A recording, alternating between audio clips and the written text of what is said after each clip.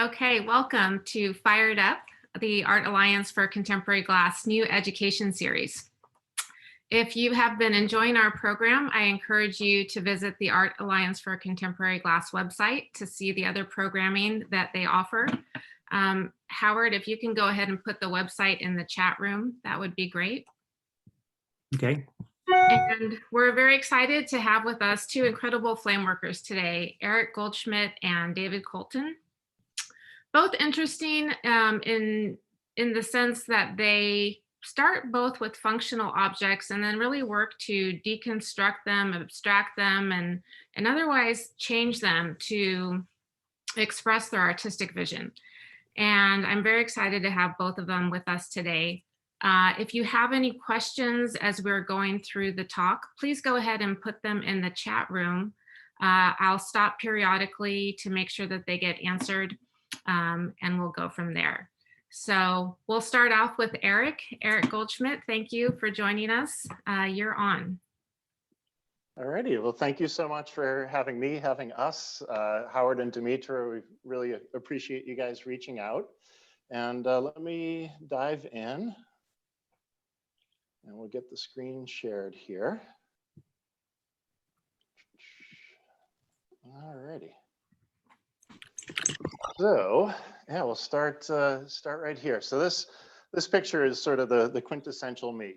This is me demonstrating for the Glass Art Society conference in 2016. So I make my own artwork as a studio artist. I work full-time for the Corning Museum of Glass as a demonstrating artist and a demonstration supervisor. So this sort of sums me up pretty quickly in one image here. Demonstrating for a gas conference, making a piece that is sort of my own work, one of my cage cups, and as usual, representing the museum. So we'll dive in here. So I started in glassworking, or actually started in craft as a candle maker. I built a wholesale candle company with a few friends. And after a few years of the candle making, I had a friend of mine move in with me as a roommate who had a couple of years experience flame working. He set up a studio in our garage at home, and I could not resist giving it a shot. Now, the first objects he taught me to make were little mushroom pendants, these little clear pendants that have what looks to be a mushroom inside of them. And he would use those as marbles to be added onto pipes. My buddy John Schoof was one of the first pipe makers on the East Coast. And he got me started in that realm of work in 1996. But within a couple of years, I started taking classes at the Corning Museum of Glass. And this image here, I believe, is from 1998, taking a class with Lauren Stump. And it was really these classes that opened up my mind to other possibilities for the material. I started to realize that I could express myself a bit more than I even expected. What first really grabbed me about glass was fascination with the process, fascination with just sort of the meditative nature of it, just sort of working by myself with the torch and getting engrossed in the action of it. And then as I learned some figurative sculpting, there was Lauren Stump in the previous image there, I started to apply some of my intent towards figurative work. And in, let's see, in 2000, I was able to take a class at the studio in Corning with Cesare Tofolo. And he, since then, has been my most important mentor and most important influence in my glass work. The picture we see on the right side of the screen here, I was able to be a teaching assistant for him in 2001. I also assisted him in 02 and 03. And then in 2004, he invited me over to Murano to work with him for a couple of weeks and sort of soak in the culture over there. And that had a profound influence on my interest in glass, my dedication to sort of respecting the history of glass making and the traditions that influence glass throughout the world. And I've throughout those first few years of being introduced to Cesare and then learning from him, I really became enamored with Venetian design and particularly technique, and just learning how to add all the little elements to things, how to make more consistent, more elegant cups, and how I could continue to add detail yet on a technical level keep my glass work strong. And then I started in that visit in '04 over to Italy. I also went down to Florence, and I went up to Bolzano, which is up on the Austrian border. And I found myself really enamored with the architecture in Venice and Florence, and even some of the architecture in Bolzano. And that architectural feel started to make its way into some of my glass. So this is a cup from '04, shortly after my trip over there, where I'm incorporating some of my more stylized figures into sort of a frieze kind of feel around the cup. And so I started to realize that I had an interest in taking historical work and kind of recontextualizing it or reinterpreting it. And that led me to start making cage cups. If you know much about cage cups, they were made by the Romans shortly into the Common Era, and they were really precious objects. The original ones were made by blowing very thick pieces at the furnace, very thick cups that then were cold worked to carve a sort of a cage in relief off of the cup. Well, I really enjoyed those. I love how precious the pieces were to the Romans. Very few have been found intact. And I wanted to sort of reinterpret those with a flameworking view, but also add some of my energy to them. And so I made a series of them sort of focused on different times of the year, different times of the day, and adding some different energies. So this is Autumn Evening Cage Cup here. So this is sort of my work starting to take its own voice on. Now, I mentioned I work full-time for the Corning Museum of Glass. So I'm going to bounce you into a little more of the museum work that I do, and then we'll get back to some more current work of my personal artwork. So my title is Flameworking and Properties of Glass Supervisor. And what that translates to is I develop, I perform, and I maintain demonstrations we do for the public. So obviously flameworking demonstrations, but also an optical fiber demonstration that we developed in 2009. And I also am also responsible for our glass breaking demonstration, where we discuss how and why glass breaks the way it does. So I also really enjoy sort of the science end of glass as well. It finds its way into my artwork a bit, but I also have these wonderful outlets for exploring my science nerd side with some of the demonstrations we do. Some of the other fun things I get to do as an artist for the museum, flameworking is really portable. So we often take our traveling flameworking booth on the road. Sometimes I'll be demonstrating at different events around the region. I'll go out with some of our marketing team and try to draw folks from the region down to the museum. And sometimes I wind up doing TV spots as well, where I'm making a piece on live television, trying to hit my talking points for the museum, trying to answer questions for the host, and ideally come out with a decent piece of glass and also not burn the TV studio down. So this was one of the first ones I did in this capacity. You might recognize Harry Smith there. We actually were working right on the pavilion outside the Apple building where CBS studios are, right in the middle of Manhattan. So that was one of the more unique locations that I got to do that. Some other things I do in my responsibilities for the museum is develop and host some of the public programs we give for our audiences. Some of my favorite public programs are what we call 2300 Degrees. And these are parties that we open for free to the community the third Thursday of several months throughout the year. Usually draw anywhere from 2,000 to 4,000 attendees. And we always have a theme around some glass, a theme around some of the music we'll bring in, either one or two or even three bands playing throughout the museum. And we often have food and drink to sort of pair up with that stuff. The image on the right is a program, 2300 degrees, that I put together in conjunction with our opening of an exhibit on the 100th anniversary of Pyrex. That was in 2015. And the exhibition was really focused on Pyrex home goods, the bowls, the dishes, that sort of stuff. I also wanted to make sure that we recognized how important Pyrex was and borosilicate glass to the scientific glassblowing community. So this image is of a demonstration we had with Kiva Ford on the left side, Mike Souza in the middle, and Sally Prash over to the right side, who are all some of the most renowned scientific flame workers in this country. And then on the left side, the left image here, we hosted David for one of these events as well back in 2019. So that was a wonderful opportunity to get him in town and get him featured on our stages as we welcomed his Rakow commission piece.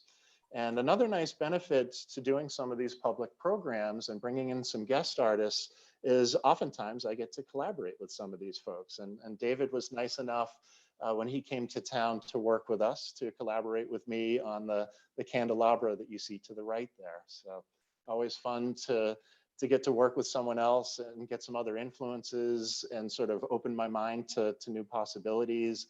And I think David really enjoyed that one as well. So that piece actually sits in our office at the museum.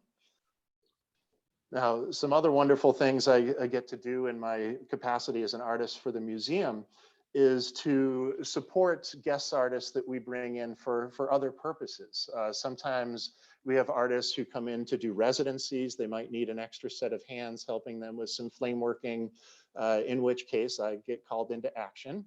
And in this image here, I'm working with Toots Zinski, who I'm sure you folks all know of. She had a residency, a special program we had been doing with Corning Incorporated, a specialty materials residency, where Corning Incorporated would invite an established artist to work with some of their special materials and develop a new body of work. And Toots had this brilliant idea of taking all these threads of some of the different special glasses, fusing the ends of them. So they became sort of one cylinder that was sort of held together on the ends. And then we pulled those off of the lathe. She would throw them into a kiln and then slump them.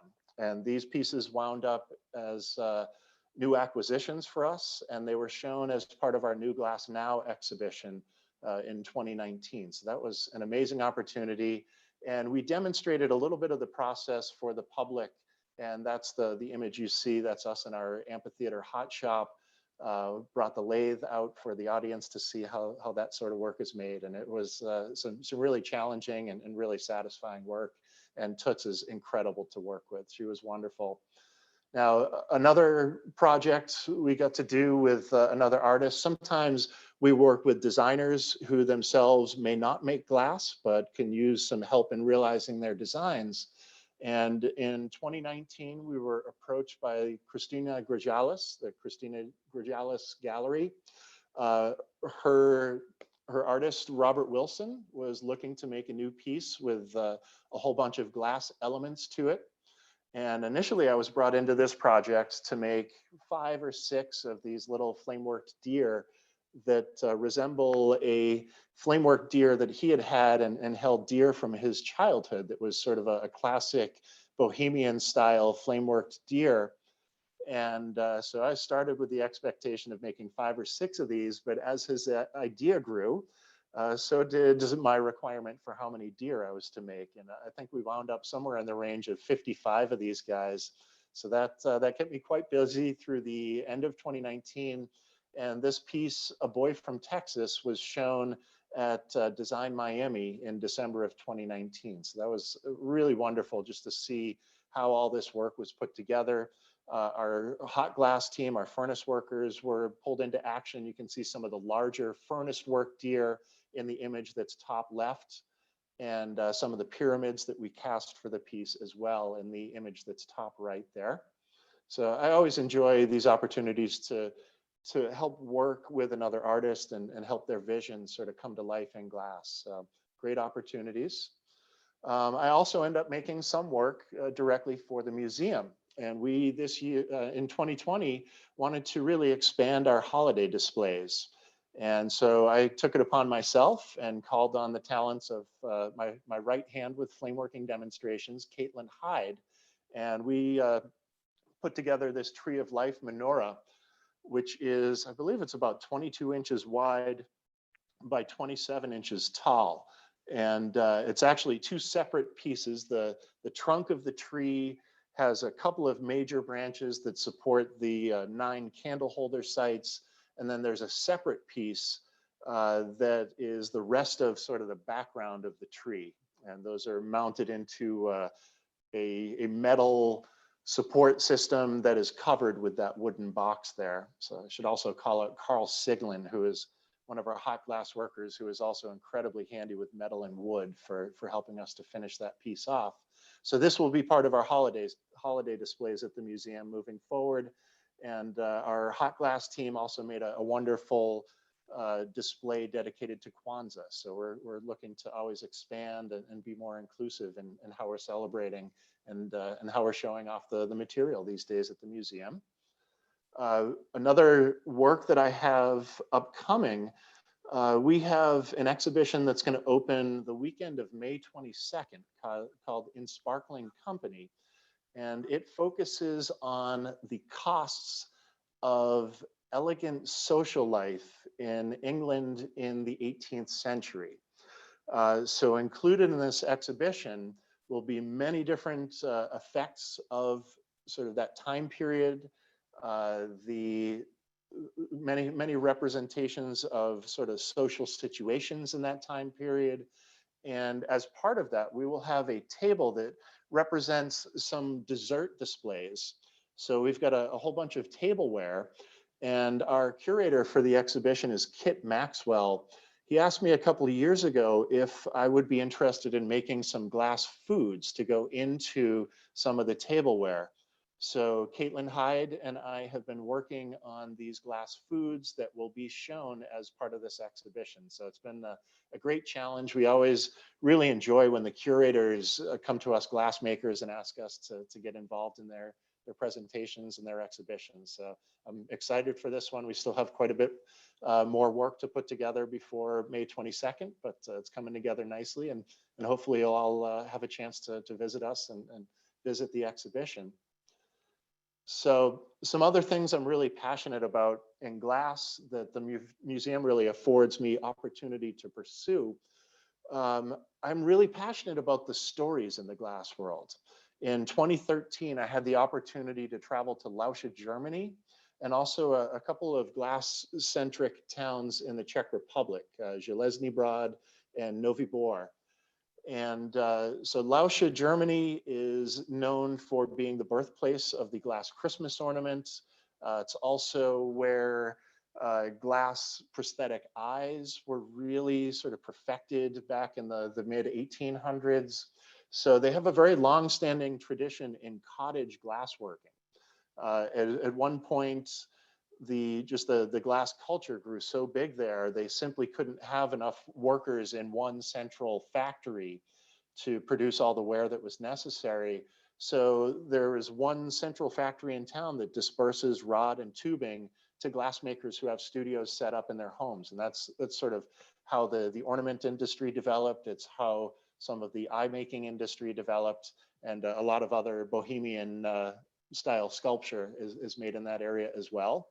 So that's the picture on the left side. That's Lauscha. That's in Thuringia, Germany.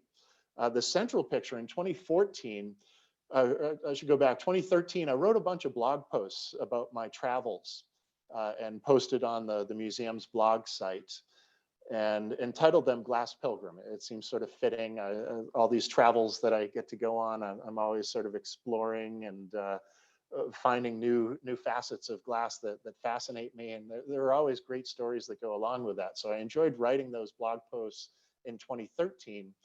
In 2014, Cesare Toffolo invited me back to Murano to check things back out. It had been 10 years. So I went over there and I knew I wanted to write blog posts, but I also brought a video camera with me and was able to record a whole bunch of really unique interviews and also capture some demonstrations by some artists there.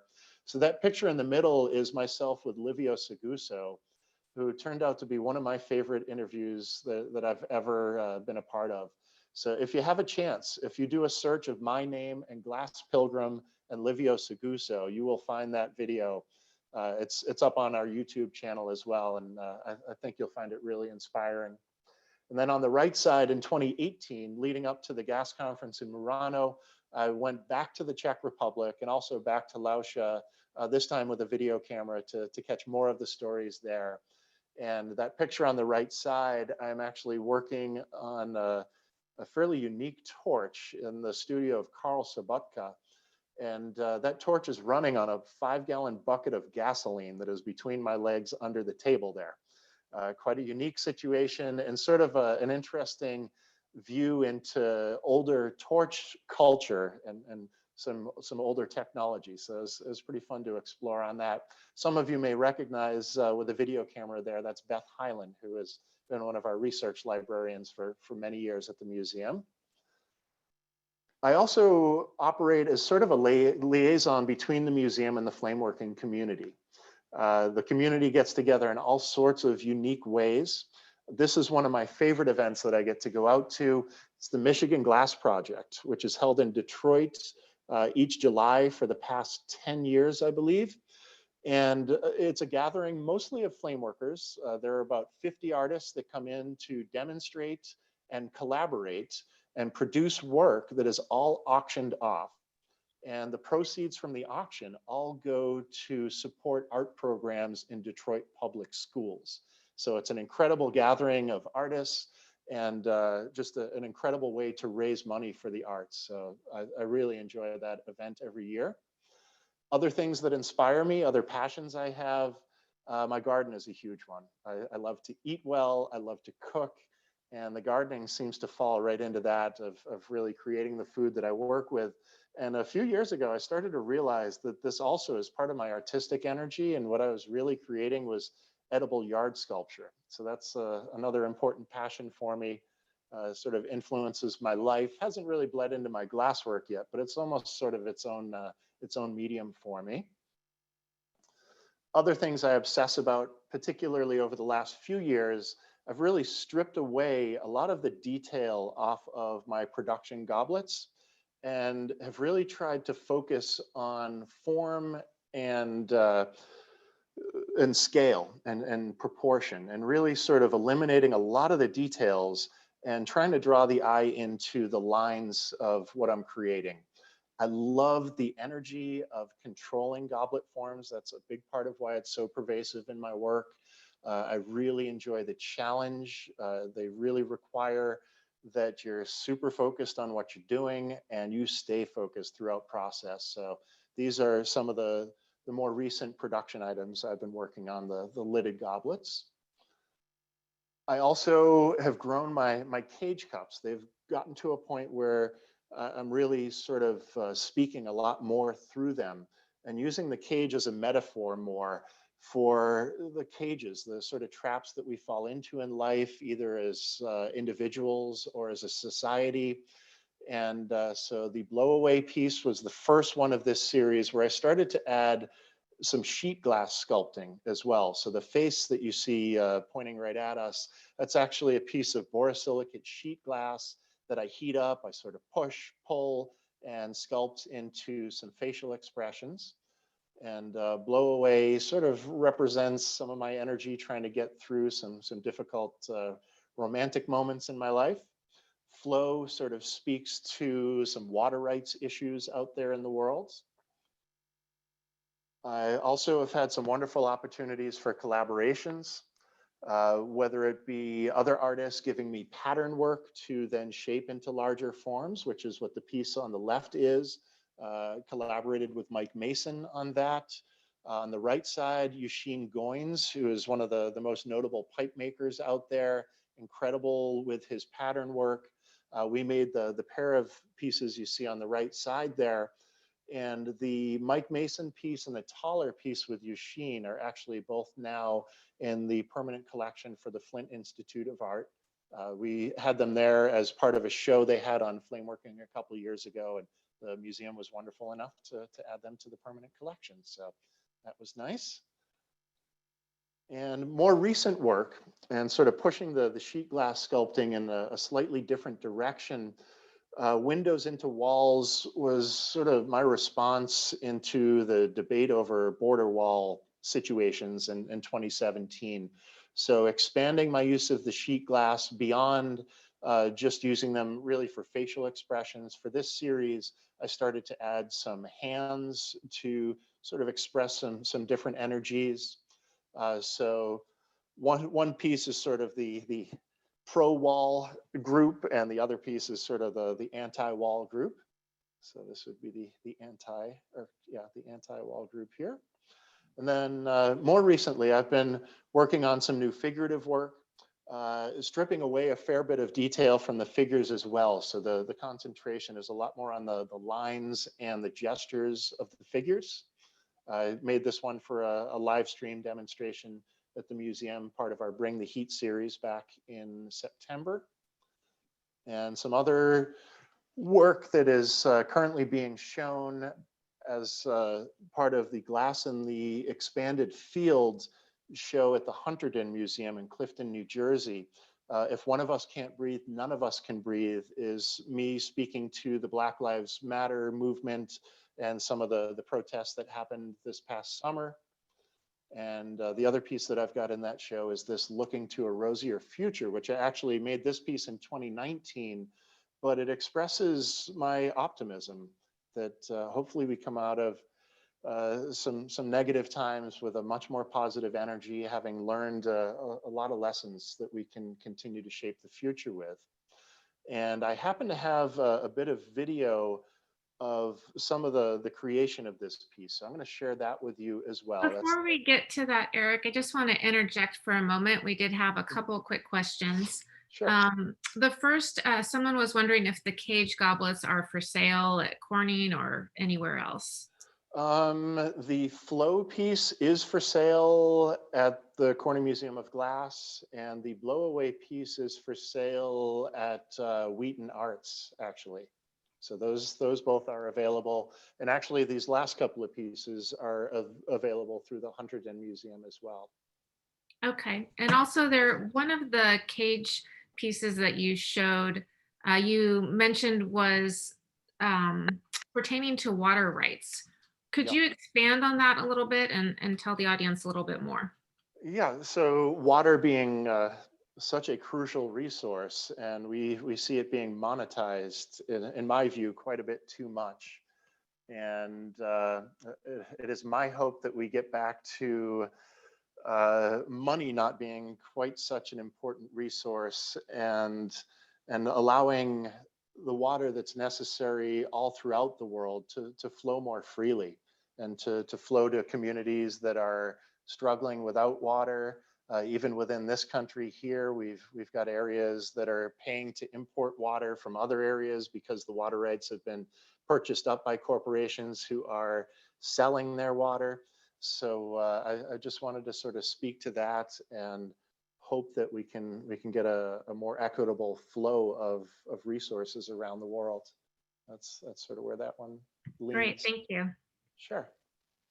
All right. Is Go ahead with the Inspiration of Florence 2004 for sale? That is not. That's in a private collection. Yeah.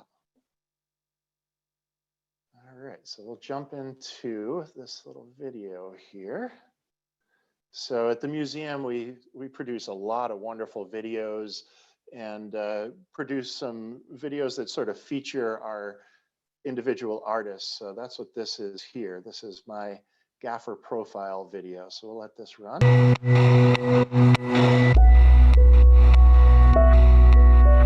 To develop yourself as an artist, you have to develop a relationship with yourself.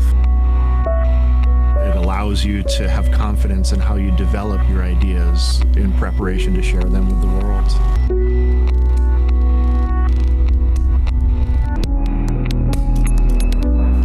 artists have a sense of fear. It's a difficult thing to put your heart out there for the world to judge.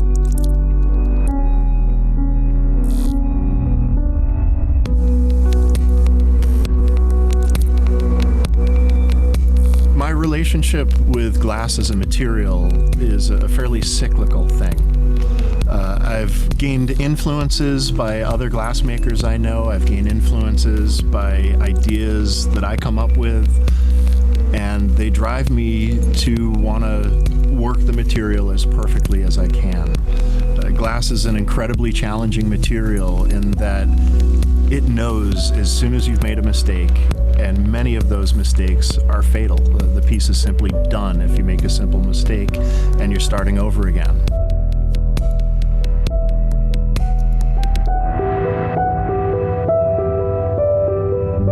The cage cups have become my most important body of work. It is a metaphor for cages that we become entrapped in our lives. There are a dozen hours in the piece, and it all comes down to that last moment, that last attachment of the cup onto the stem. And I love the intensity of those moments. It requires a huge level of focus. I know I've got everything riding on that one moment, and it really drives me to be perfect in that moment. I'm Eric Goldschmidt, and I've been working glass since 1996 and working for the Corning Museum of Glass since 2001.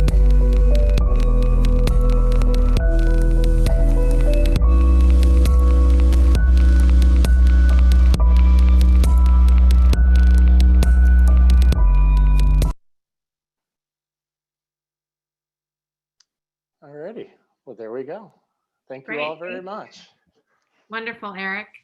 Does anyone have any questions before we move ahead to David? You can put them in the chat.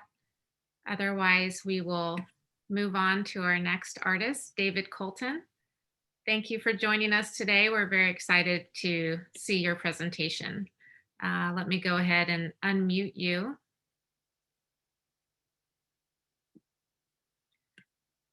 Let's see, can you unmute yourself, David? Does that work? There you go. All right, great. Thank you. Go ahead. Let me just bring up the screen here.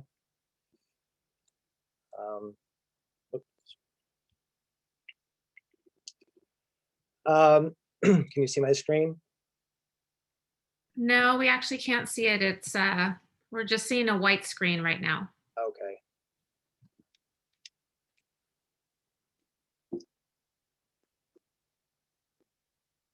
Hang on one sec.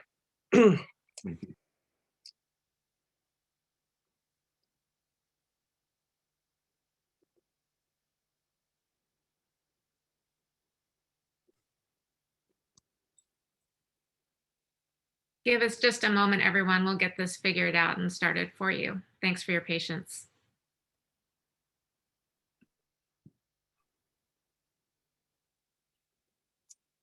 Great, there we go. Thanks, David. Okay. Hang on one second. I'm just trying to bring up my screen here.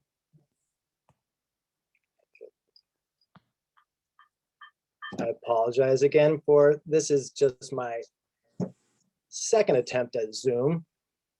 Actually, whatever you just did, it disappeared on us. Okay.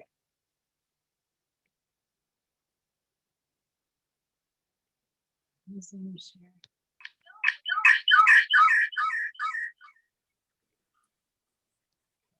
Okay, now we can see it again. Okay. Is that in full screen, or is that need to be, is that good? If you can enlarge it, that would be helpful, but we don't want to lose it again either. So we'll work with whatever you're able to do. I think we should work with this. Okay. All right. There we go. Does that work? Yes. Okay. Well, hello everyone, and thanks for having me today. This is a shot of my shop setup. This is my reality usually. by myself in my studio. I've been doing this for about 25 years. I grew up in Western Massachusetts. I'm 46 today, and so I was very much not inspired, but influenced by the 80s and MTV and music.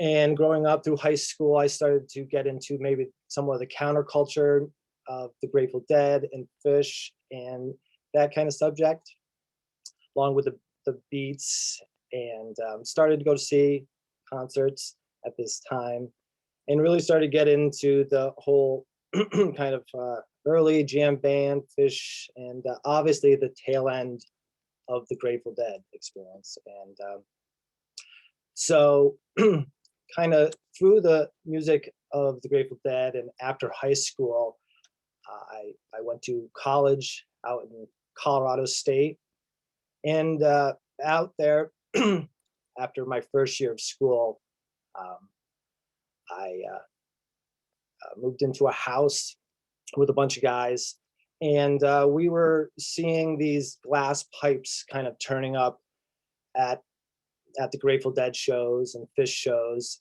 and we were just mesmerized by this culture, this kind of budding artist kind of scene, and we ended up going to Golden, Colorado, where Homer Hoyt had Glasscraft, and Glasscraft is kind of one of the earlier suppliers of all things flameworking.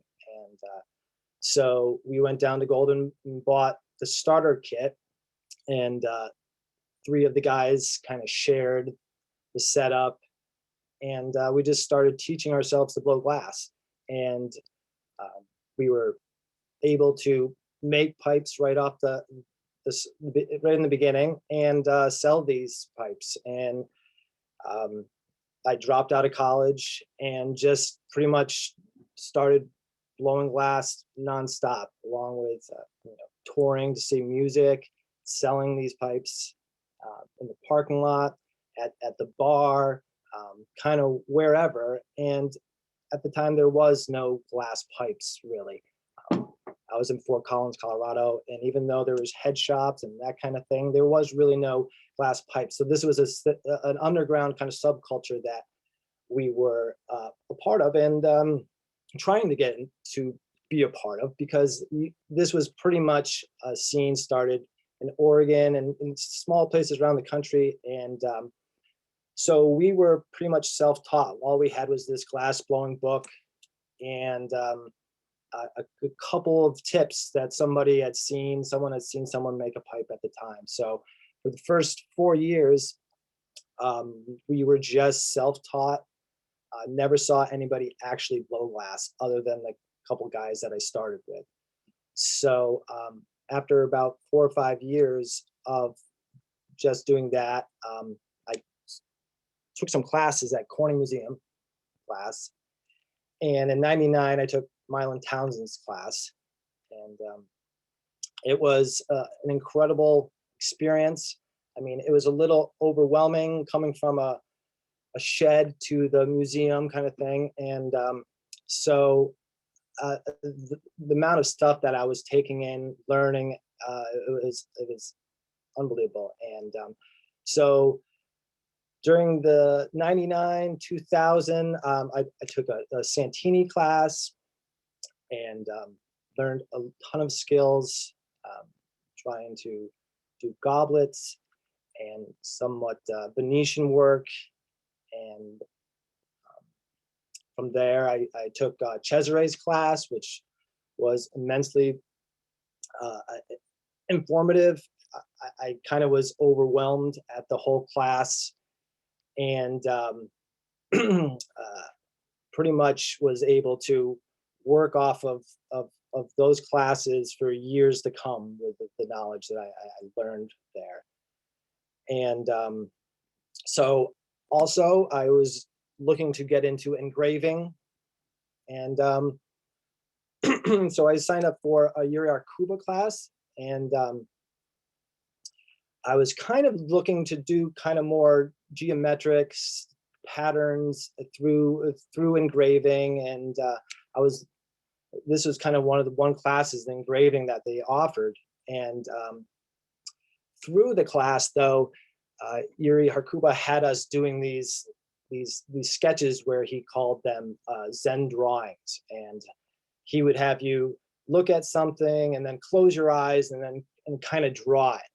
And so I got to speaking with him about music and my love of music, and then he kind of inspired me to try to go through the whole Zen process, Zen drawing with my eyes closed, drawing these shapes or whatever. And even though I was a huge hippie at the time, this was like almost a step too far to be sitting in my room with my eyes closed, kind of doing Zen drawings and stuff. But it led me to all these shapes, and he also turned me on to a bunch of different painters that kind of used music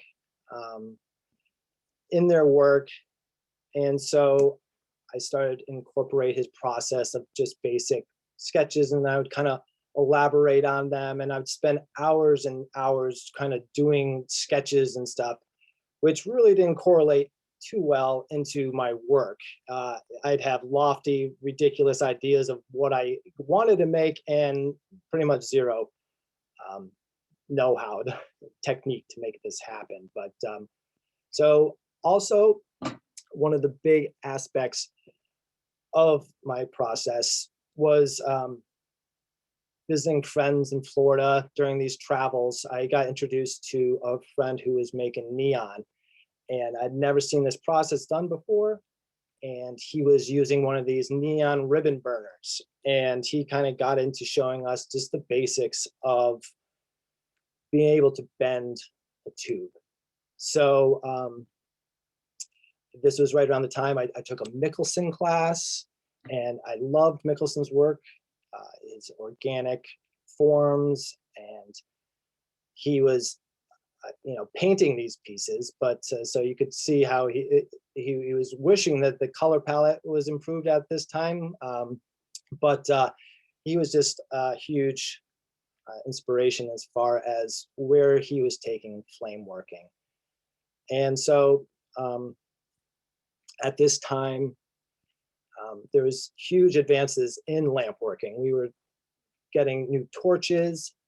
There was a huge advancement in colors and color companies and different kilns that were allowing us to work on multiple section pieces. And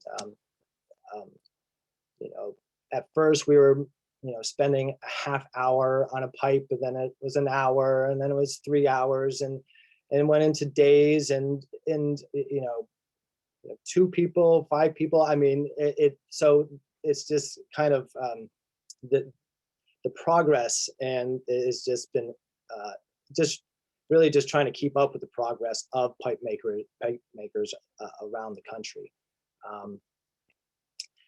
So after taking those classes and kind of figuring out how to use my torch kind of as a ribbon burner, I was kind of using the lengthwise of my torch, running the tube along lengthwise, and able to start bending and producing pipes with kind of a funkier, kind of just different look.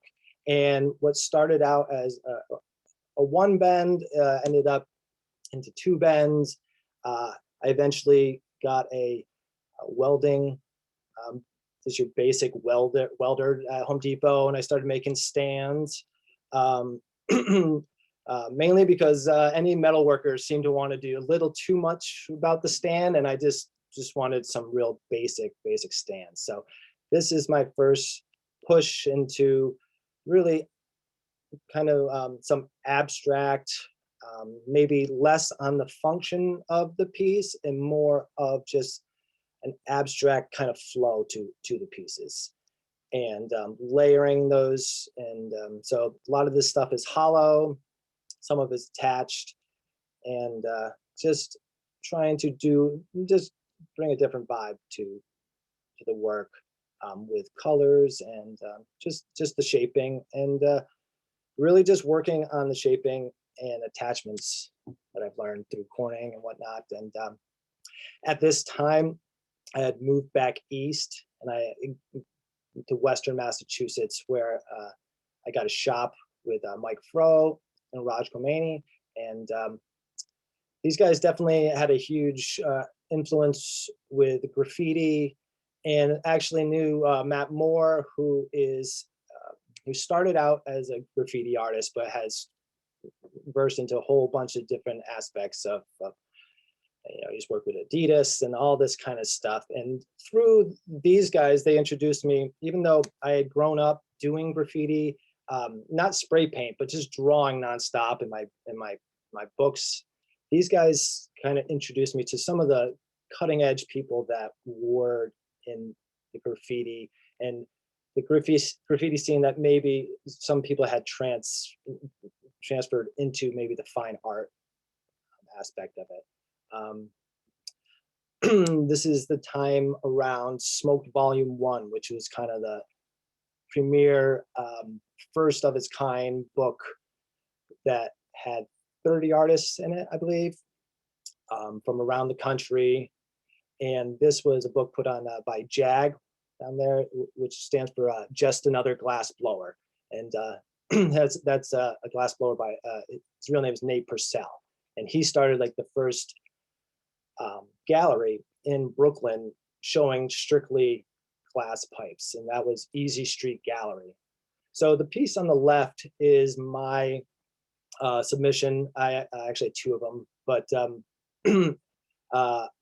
for the Smoke Volume 1 piece.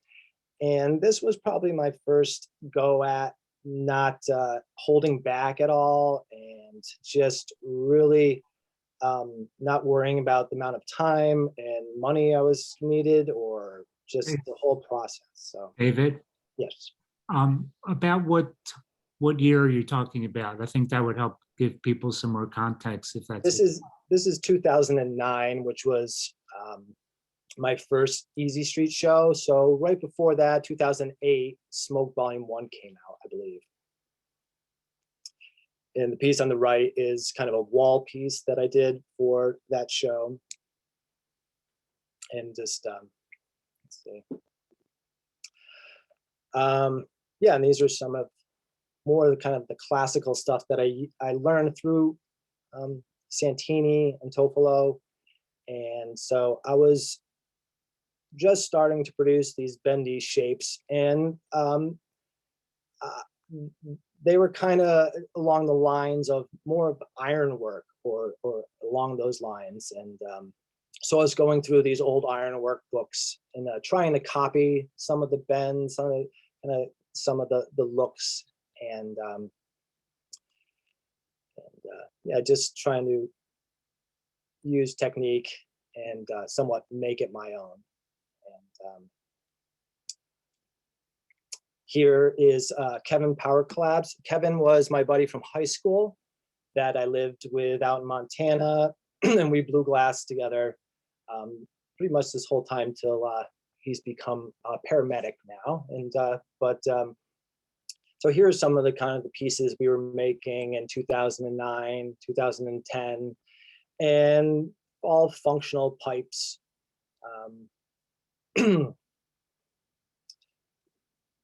This is maybe some of the more present work, and just still trying to push attachments and scale, and adding aspects of mixing a bunch of color together in a form of a marble, kind of blowing out solid marbles to get kind of some of this pattern work, along with sandblasting and kind of adding that to the look. And I think this is 2008. I was featured in New Glass Review with the help of Micah Evans. And Micah Evans is an amazing flame worker, and he was asked to be a judge, I believe, for this review, number 38. And he was able to sneak me in here. This is a pipe still. I was in it with another glass blower who, Dan Coyle to the left there, and that is also a glass pipe. And I think those are some of the two first glass pipes featured in the glass review. These are just kind of some of the collabs where I was kind of trying to match the vibe of the piece to some of the bends, and what I was trying to invoke something that corresponded with some of the collabs I was working with and some of the people I was working with. In 2016, the Dr. Seuss Museum, which was opening here in Springfield, because Dr. Seuss had grown up in Springfield, Mass. So they were opening up this large building that was part of the quadrangle in Springfield, Springfield Museum. And they wanted originally a light for their entranceway. And so I put this together for them. This horn on the left was kind of the first time I met up with everybody down there at the Seuss. Not really having wanting to show people a ton of pipes. I kind of just waltzed in with that as far as trying to show them what I was able to make. And they were an amazing group of people, and they signed me up for the chandelier kind of thing. And to the right, I was working with a custom metal fabricator named Mark Day, and he kind of brought this to life here. And that kind of transitioned into doing an aquarium for them, where I was kind of copying some of his sculptures and some of the books, and just that was an amazing opportunity. And I ended up doing a brewery for them. And they of course built the brewery and the aquarium, and I just kind of filled it with a ton of different this is actually part of the brewery because Dr. Seuss's grandfather had a brewery in Springfield, Massachusetts.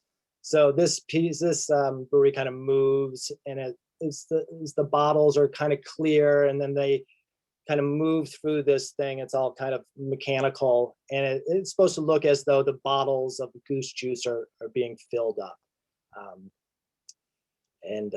Did a couple other little things for them, doing the bottles, and I did the mirror and whatnot for the museum. Right around that same time, I was working trying to produce a series of solid sculptures for the Chesterfield Gallery. And this was obviously no function, and we were showing these at the Salon show in New York. And so this was kind of my jump into the art world where zero function. And these are rather big for me. So it was definitely a push as far as the scale goes. And because I was pushing so far with the scale, I was kind of backed off any type of color. This is kind of a project that we're doing around here with the Brattleboro Museum, and the kind of the kids design stuff. And we ended up we kind of produced these. Then I was the Rakow Commission came about, and it was an incredible opportunity. And so I spent weeks and weeks kind of putting this piece together, which has a pipe in the center of it. Originally, I tried to get into this issue of New Glass Review with one of the solid pieces of sculpture. And Corning kind of responded with, we'd rather you, being a pipe maker, make a piece, in your fashion, in your style kind of thing. So I knew that they wanted a piece somewhat, and so I went to work on this guy here. And this is me and my wife down here for the opening, which was amazing. And just trying to invoke, you know, movement in this movement, you know, try to have moments of chaos and release, and not really any literal, just mostly abstract expressionism kind of thing. And then this past year, being somewhat locked home with the wife, we've been doing a lot of Christmas ornaments together and just working back. You know, instead of trying to do the big bendy, flowy stuff, trying to get back to some of my shaping that I learned back in the day, and just kind of pushing that with, she's doing sandblasting and imagery, and yeah, that was a lot of fun to do this past holiday.